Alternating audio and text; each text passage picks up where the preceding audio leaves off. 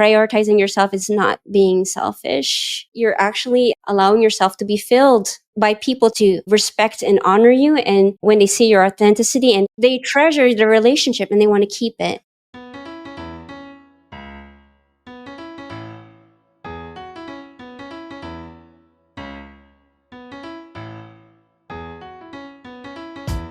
"83% of Americans identify as not very happy, which can hold you back and negatively affect your relationships and your business. On this podcast, we discuss the proven steps to happiness so you can restore balance and rekindle your joy.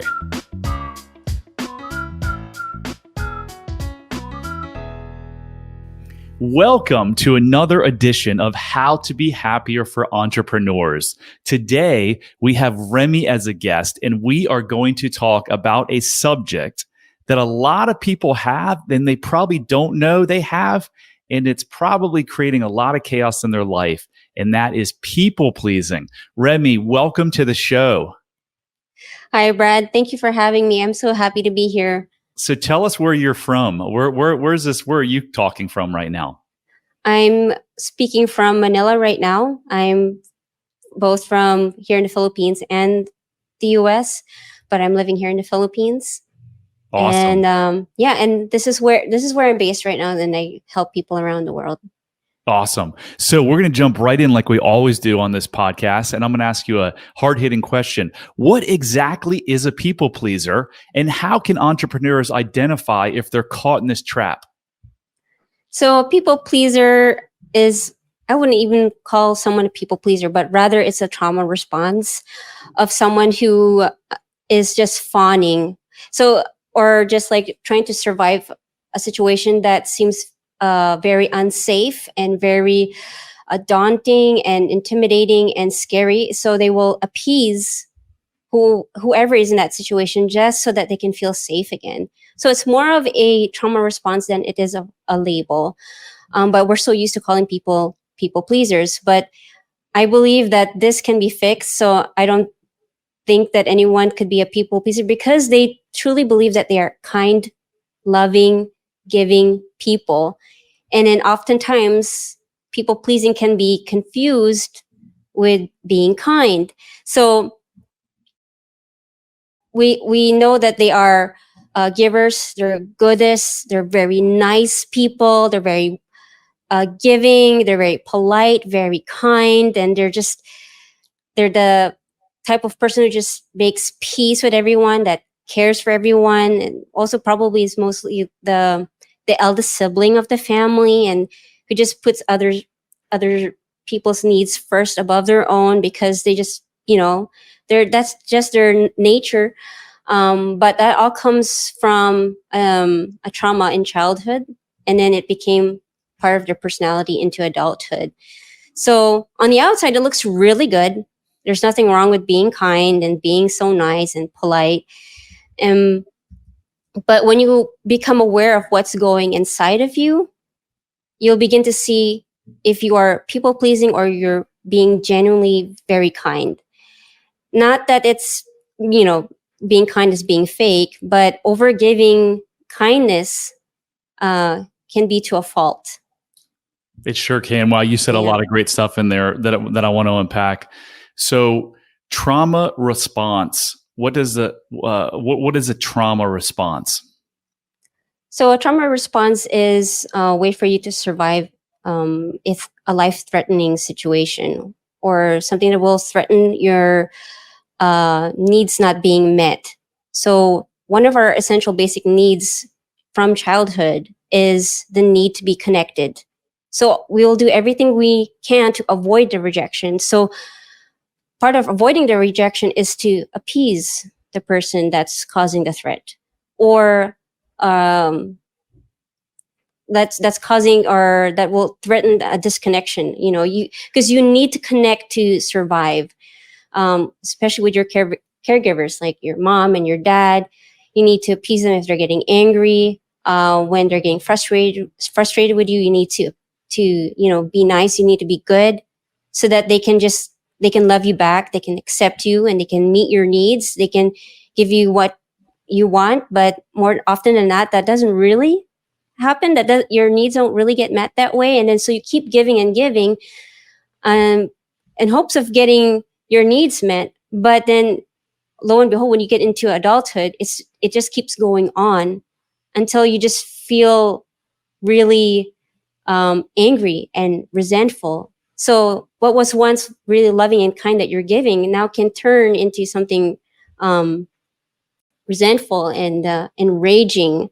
So for me, I've noticed there's a lot of people that are nice that actually are the most angry people, because they just keep everything inside and they just portray that they're just so nice, so kind, because I want to. Of course you want to, but it's just very enraging because there's a lack of reciprocation for the need that needs to be met. You need to be heard, you need to be seen, you need to be understood, you need to be held, you need to be accepted, you need to be connected. But you're not receiving that. You're giving that. So the survival thing is really interesting. And I just want to clarify what I think you meant by that is because as a 3, 4, 5-year-old, if you don't have connection attachment to your parents, right, you're dead, because over a couple of days you don't have food and water. So we think that we have to keep this. It's what Gabor Mate talks about, authenticity, which is a connection to ourself and our real being, and then attachment, which is a survival that you talked about, right? Mm-hmm. And so we can't give up the attachment. So we give up the authenticity. which is following our gut, which really is, I guess, is part of this trying to people please, because we don't feel enough, or the people who went through this trauma don't feel enough. So they spend their whole life trying to please people. Does it have to be something? Does it have to be?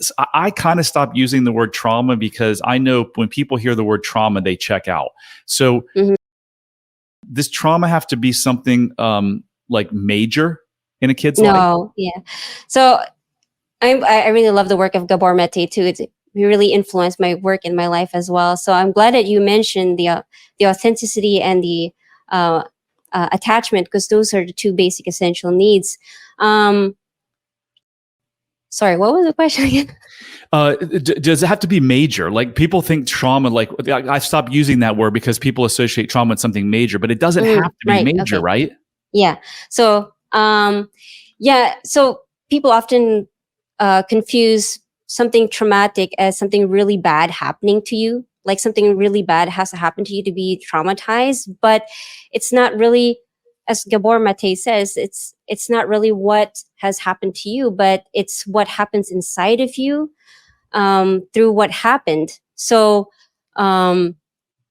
it's really what happens inside of you because of that situation. It's the meaning that you got, the belief that made you believe that you are not enough. So you must appease so that you can get what you need.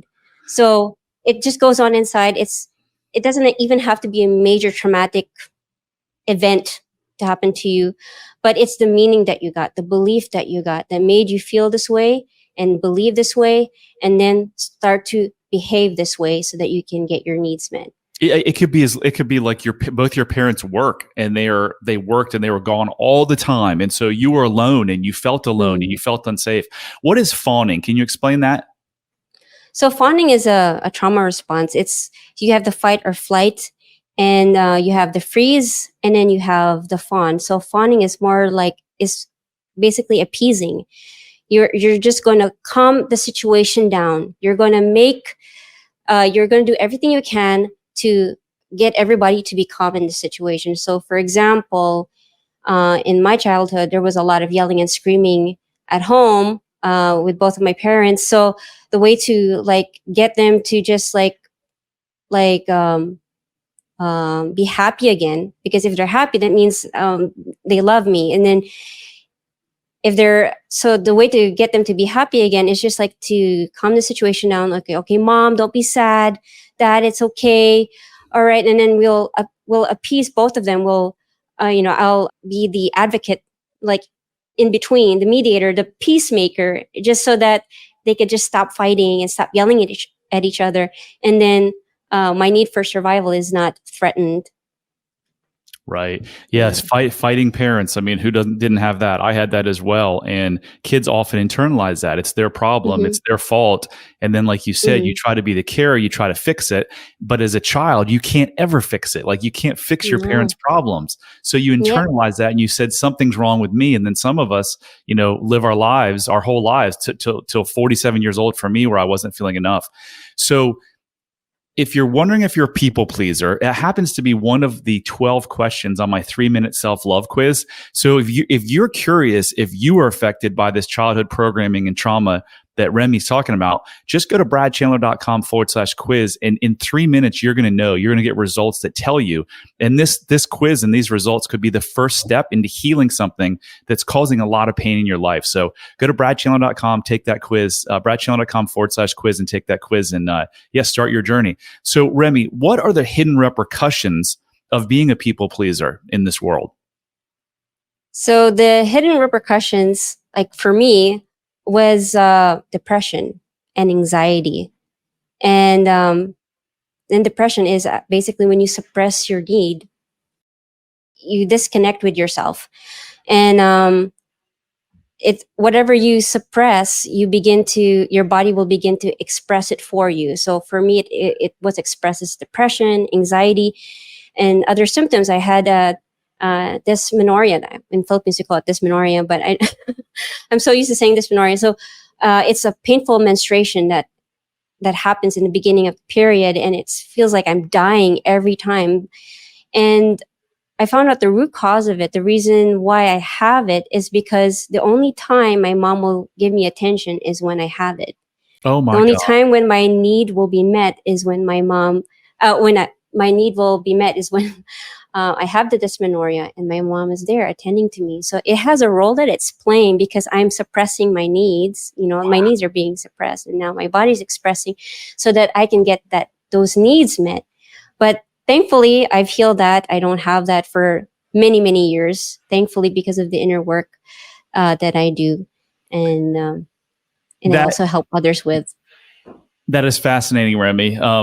I know someone who specializes in this. She's a part of RTT. You went through RTT as well, right? That's where we met. Yeah. So RTT is rapid transformational therapy. If you want to go find out about it, just go to bradchandler.com/RTT. But just fascinating. It's fascinating that things in our childhood continue to plague us if we're not aware of them. And you could have, for the rest of your time that you would have a menstrual cycle for the next however many years, you could have gone through this immense pain. Had you not been aware of this. So it really is fascinating. You and I are in this world. Everything, or 90, like some huge percentage, 98% of all suffering is somehow tied back to this childhood trauma and these programming, right? It's crazy. Yeah. And it's mostly the feeling of not being enough, not being good enough. Yep. And I see that in my clients. I see that in my life. I'm like, oh my gosh, it's just from that belief, and then when I look at my my inner child, I'm like, but she is enough. Yeah. Why on earth did she start believing this? And then using RTT, we just go back and then we find the root cause of it, and then we work to change it. And when you work to change your beliefs, you change your life, you heal your body, you heal your symptoms, and it's beautiful to see. And I am enough, and it's I feel more confident in my life to just say I am enough. And it's wonderful. And that was my issue too. And it manifested in different ways. But when I figured out I was enough and it had nothing to do with me and it was my parents that made me feel that way, like, wow, did everything change? So get back to the hidden repercussions. We both love Dr. Gabor Mate. And I believe it's him who said this, that the most severe forms of breast cancer he sees in women happen to be these people pleasers. And and the ones with ALS too, because they're just so nice and they don't want don't want anybody to help them. Yeah, and they can do it on their own. And people, I've quoted Gabor where he says that everything every issue in your life comes down to an unmet need as a child. Yep. And the Yep. coping mechanisms result in cancer and MS. And he Mhm. doesn't say ALS, but ALS. And the list goes on. And people often fire back at me on social media and they're like, are you freaking really telling me I have cancer because Yeah. of my unchildhood process, Yeah. unresolved childhood trauma?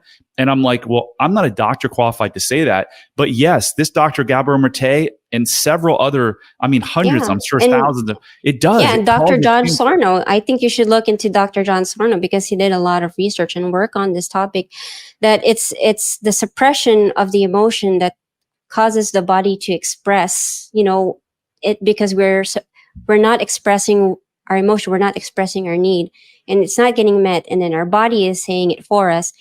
And there's also chronic pains will start showing up too. So that's also one of the repercussions. Chronic pains, sciatica, nerve pains that show up in your body, migraines.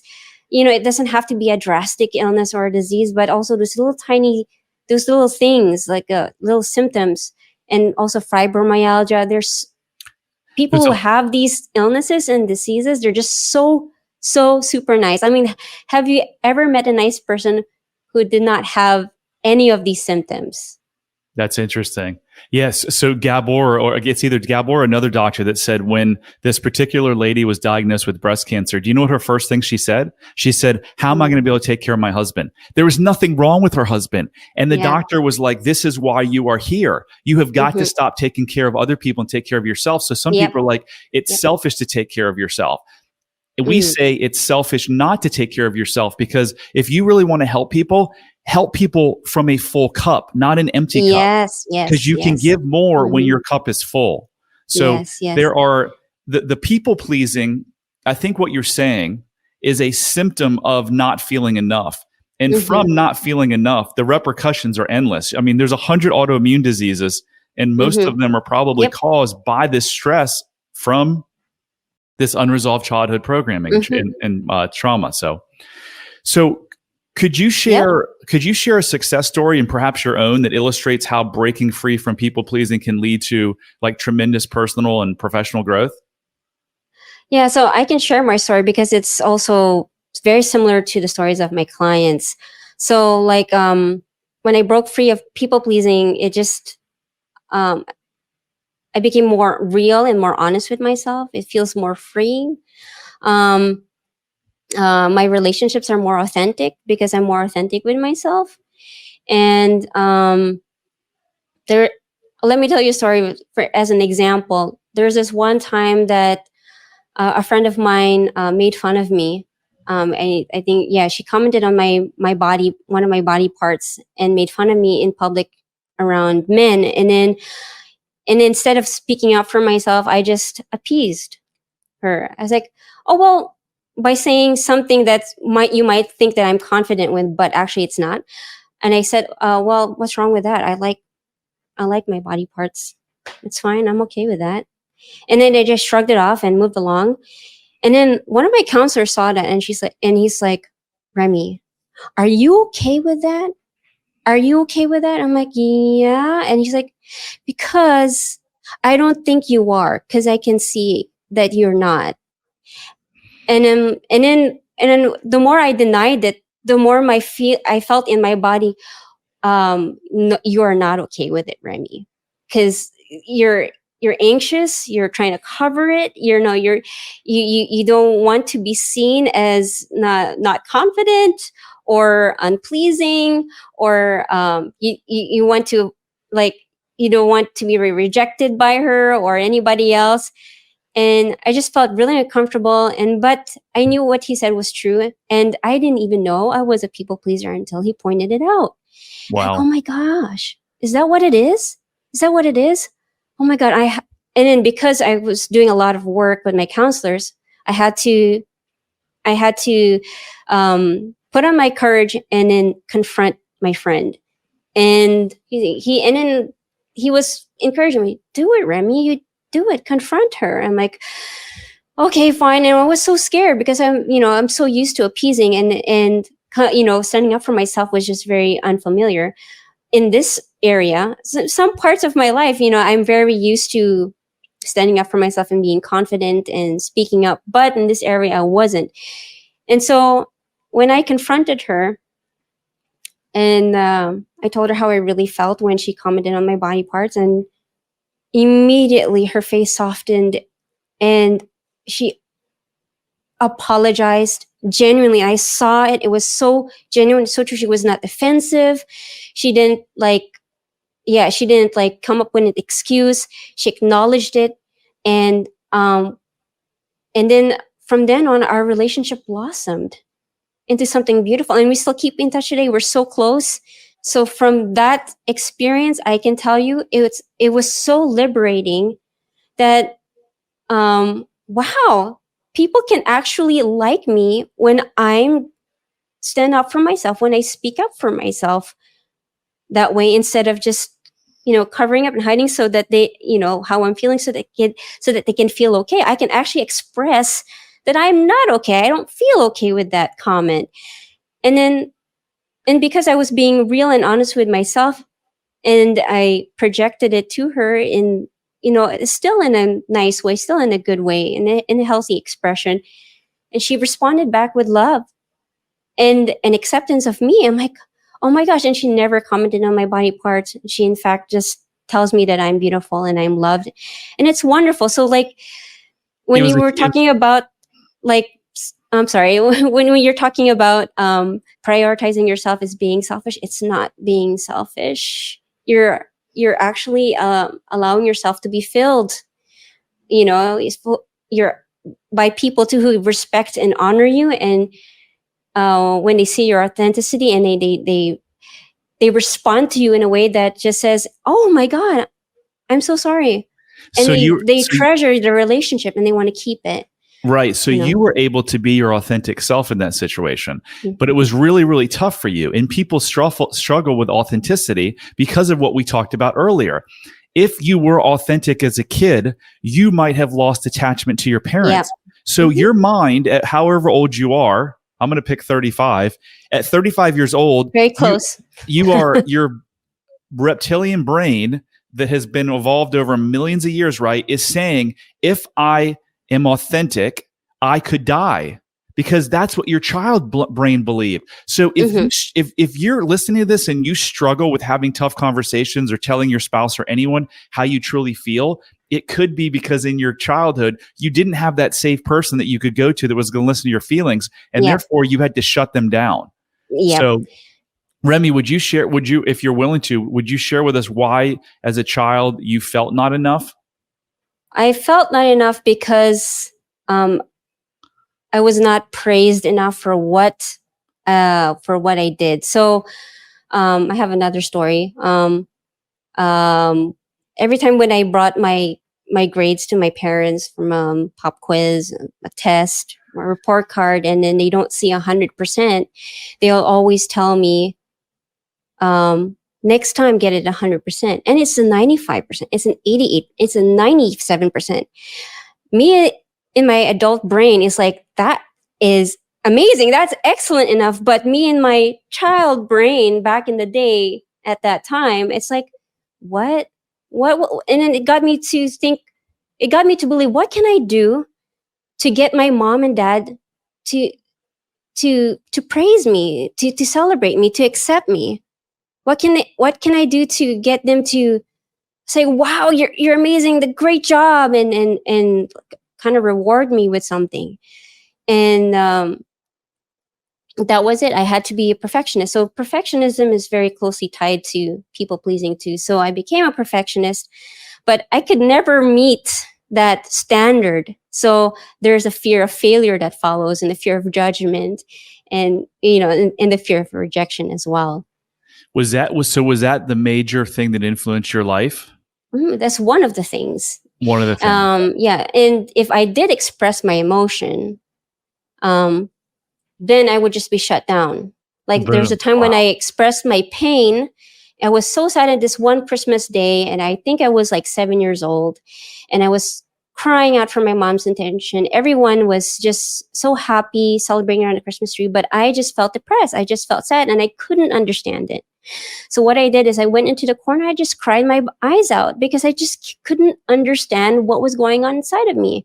And it's probably because I'm suppressing something that is just so uncomfortable to express, because it was never safe at home to really like talk about your feelings, to express sadness, to express anger, or I was never asked, how are you feeling today, or what's eating you up? And instead of my mom asking me that, she would just shut me down. I'm like, why are you so sad? Everyone's so happy. Can't you just be happy? Something like that. And then that imprinted in me. I can't never really express my real feelings here, at a subconscious level. And then I wasn't aware of it until RTT. And then I became aware of these things, like, oh my gosh, I can't believe that still, influenced my life into adulthood, because it was never met. I was never given the words I needed to hear. I was never given the space I needed to feel safe again and just be myself, express myself,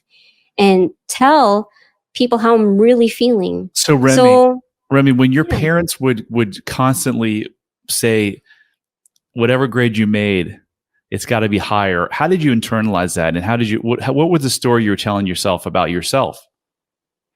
That I wasn't good enough. Not enough. That's it. Because it doesn't matter what I do, it's not good enough. And I believe I did that to my son because I didn't feel enough. And I thought okay, you get this grade or you get this golf score, if you can only be better, I was pushing him, thinking that I was doing the right thing. Yeah. But he internalized that as, Dad, I only thought you would love me if I played golf at a high level. And I never said that to him. But my lack of self-love and my feeling not enough, my subconscious brain that controls 95% of our behavior, was giving off those messages. So if you don't have a safe person, if you didn't have a safe person to talk to as a child, I promise you have issues in your relationship, in your health, and probably a lot of what we're talking about. And so if you're wondering, did you have a safe person? Think about the bad things in your life that happened to you, whether it was a breakup or someone bullying you at school or just feeling bad, like you said on Christmas, crying. Did you have someone that you could go talk to? And if you didn't, there's probably a good chance that you have some of the issues that we're discussing right now. So I didn't have a safe person. And the only place that I felt safe is when I'm alone at home. Because when I'm alone at home, no one is going to criticize me. No one's going to push me. No one's going to judge my feelings, and no one's going to say anything, or there's no expectations for me to live up to or be a certain person just to make someone happy. So being alone was my safety. So with what you've learned now, how are you helping people, Remy? Well, I'm helping them to return back to themselves, because we still have that inner child of where their needs were never met. Okay. And then I help my clients go back to the inner child, reconnect with the inner child, and give that child what they always needed, what they needed to be seen, heard, understood, loved, accepted. What words did they need to hear? You're awesome. You're great. You're wonderful. You're so smart. Oh my gosh, you're amazing. Like, wow, I'm so proud of you.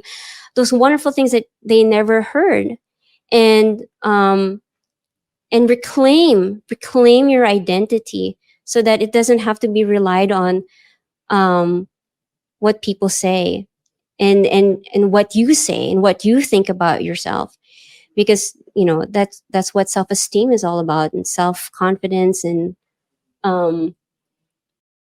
self-value and self-worth. It's about self. It's what you think of you. But also, and I love doing this job because I can affirm people, that I can affirm them of what they needed, because most of the times their needs were never affirmed. So I help them affirm it. I help them reclaim their inner child and meet their needs and love themselves fully, see themselves fully, understand themselves fully, and their symptoms get healed. Do you have a success story of a client that you'd like to share with us? I do have plenty, but I myself will represent all of them. But yeah, I've had successes where someone stopped drinking because of sleep issues, and we worked on that. She was also, most of them are people pleasers. Someone stood up. One of my clients stood up for herself, and she expressed healthy anger. She got what she wanted. She got a car because she never drove until she was in her late 40s, and many of the people pleasers I work with also have a religious and church background. So because we're so used to giving, we're so used to pleasing and serving and being kind. And then most of them started seeing themselves in a different light. And I'm perfect the way I am. And I can love myself for who I am, and I can express who I am. And it's a wonderful thing just hearing that, from them, that they could just be themselves and not care what people say, and then give out of their capacity. So they start respecting themselves and their health, and creating healthy boundaries that actually honor their values and their well-being. Even self-care is prioritized. They know what to prioritize themselves first and foremost, and then their family. Because for Christians, from my background, I was taught that you have to be put last, God first, and the ministry, serving people, your family, and then yourself. And then I was taught to believe that, but that actually doesn't really make sense, because how can you, like you mentioned earlier, how can you give out of an empty cup? Yeah. How can you give and give and give and give and out of depleting yourself? You can't do that. There's an imbalance that happens. So what my clients gain too is a balance of giving and receiving. They're able to give out of their capacity, and they're able to receive and ask help that they need, and recognize that they have support. They actually have people that love them and support them and listen to them and care for them. So why bother entertaining and people that just give you a hard time and just don't listen to you and just don't care, about you. And then even some of them just start deleting contacts on their phone that just of people that just don't align with who they are, with their authenticity. It's not worth making attachments with people who are not authentic as well, and who don't respect their authenticity. So it just comes full circle. What you do for yourself, you're able to give to others. Yes. Well, it sounds like, Remy, you've had amazing success with clients, and you continue to have success. If someone's interested in getting in contact with you, what's the best way that they can get in contact with you? Well, they can contact me through my website, remytongol.com. There's a chat box there that they can just, hit me up. And they can also follow me on Instagram at Remy J. Tongol. I share more content on people pleasing there as well, and healing yourself and healing from trauma and loving yourself and realizing your worth and your value. So that's Remy, RemyTongol.com. Thank you for being on the show, Remy. That was awesome. Thank you, Brad. That concludes another episode of How to Be Happier for Entrepreneurs. We're on this movement. I want to help 1 million people before I say bye to this beautiful earth. So please help me sharing this message by liking, subscribing, sharing this episode. And until next time, love heals all. Hit subscribe if you don't want to miss out on more life-changing content. And if you're struggling, you don't have to. Go to bradchandler.com/contact. There, you can join the Facebook community of like-minded entrepreneurs, and you'll see a button to schedule your freedom and happiness call. See you on the next episode.